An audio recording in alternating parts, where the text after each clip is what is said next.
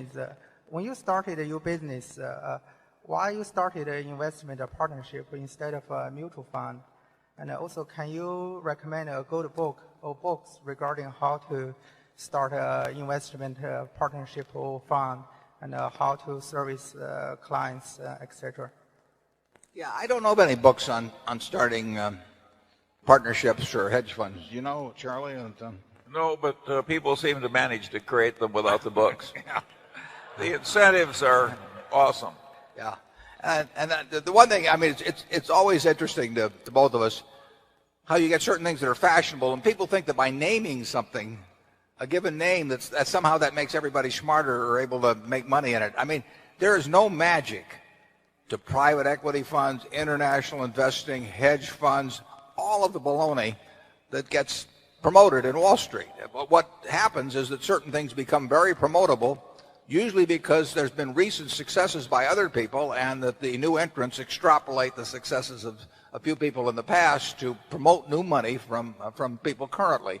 So they adopt titles that, you know, that they think will attract money, and but it doesn't make anybody any smarter if they hang out a shingle in front of their house that says hedge fund, or they hang out a shingle that says asset allocation firm or something of the sort. The form doesn't create talent.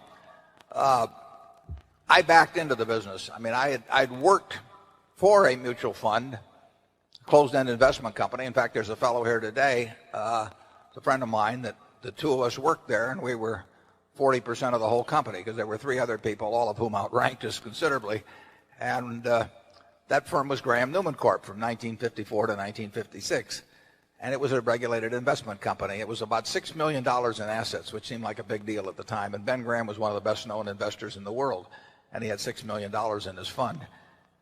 There was a sister partnership called Newman and Graham, which operated in what would today be called hedge fund style as far as a partnership split of the profits and so on.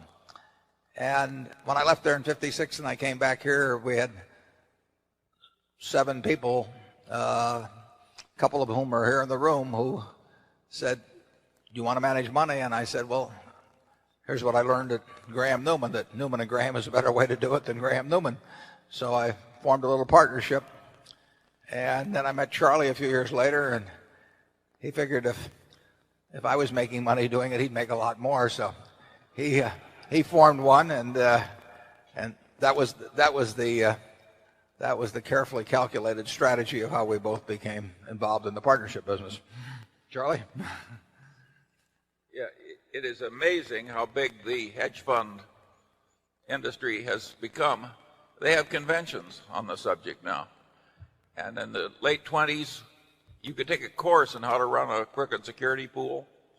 And these things come in great waves. I'm not suggesting the hedge funds are crooked, but I am suggesting that you get these waves of fashion that go to great extremes. The amount of money, what is it now, Warren, in hedge funds? It's very big, although it's a little less in a few quarters than it used to be. Yeah. But I would be willing to put a lot of money up that if you take the aggregate experience of all hedge funds that as starting right today and going for the next 15 years, I would bet a lot of money it will not hit 10% in terms of return to partners. And I would, if you push me, I would bet at a lower figure than that. Then you have Bernie Kornfeld's idea, the fund of funds. There are people who want to get paid for selecting hedge funds for other people. And that didn't work very well for Bernie Kornfeld. Well, it worked pretty well for Bernie for a while, but it didn't work so well for his investors, actually. No. Yeah. That result was probably something Bernie had in mind at the start, maybe.